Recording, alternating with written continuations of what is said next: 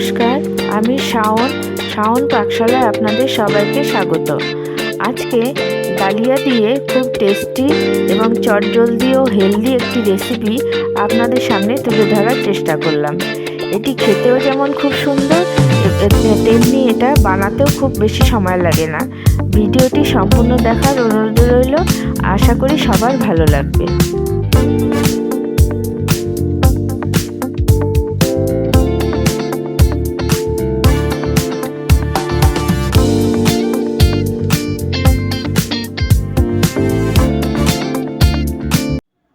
রান্না শুরু করছি শাওন পাকশালা কবিতার ছন্দে। ভিডিও দেখে রান্না করুন মনের আনন্দে। নমস্কার বন্ধুরা, শাওন পাকশালাতে সবাইকে স্বাগত জানাই। আজকে আবার একটা রান্নার নতুন রেসিপি নিয়ে ভিডিও শুরু করছি।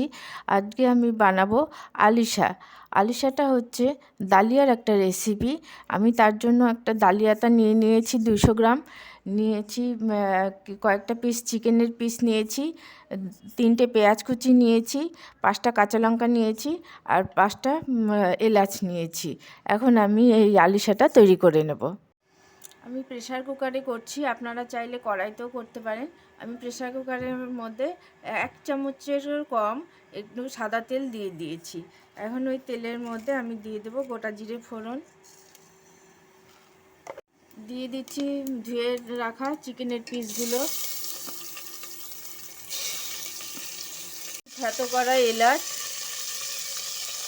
ধুয়ে রাখা ডালিয়া দিয়ে একটুখানি ভালো মতো করে নাড়াচাড়া করে নিয়ে আমি জল দিয়ে দেবো। দিয়ে দিচ্ছি ডালিয়া যেই বাটিটার মধ্যে রেখেছিলাম ওই বাটির 1 বাটি জল দিয়ে দিচ্ছি।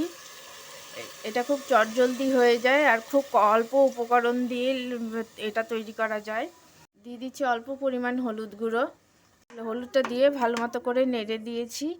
এখন আমি গ্যাসের ঢাকনাটা প্রেসারের ঢাকনাটা লাগিয়ে দেব। আমি একটা কড়াই বসিয়ে দিচ্ছি, কড়াইতে সাদা তেল দিয়েছি 2 চামচের মতো। কিন্তু আপনারা যদি শুধু ঘিতে করতে চান তাহলে ঘিতেও করতে পারেন বা তেল ঘি একসাথে মিশিয়েও করতে পারেন। আমি তেল ঘি একসাথে মিশিয়েই করব। আমি দিয়ে দিচ্ছি এই পরিমাণ মতো একটু ঘি, দিয়ে দিচ্ছি এর মধ্যে পেঁয়াজ কুচি,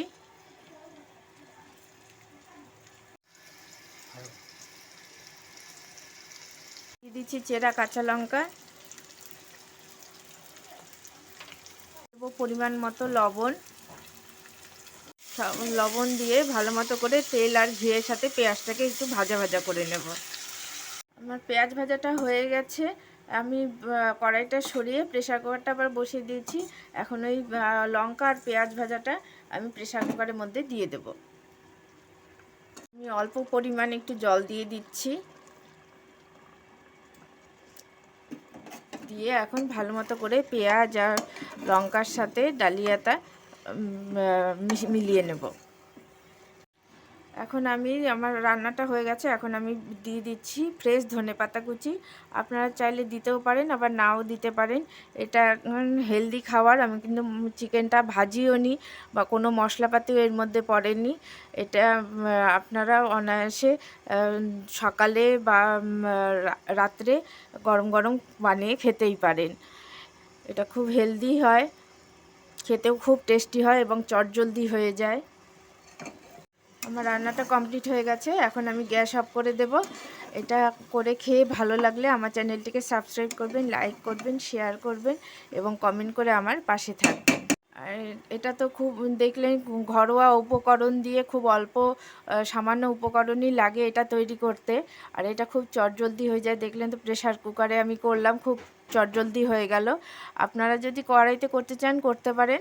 আর প্রেসারে দিলে যেমন মাংসটা সুসিদ্ধ হয় তেমনি টেস্টটাও ভালো হয়। এটা করে খেয়ে ভালো লাগলে আমার চ্যানেলটিকে সাবস্ক্রাইব করবেন।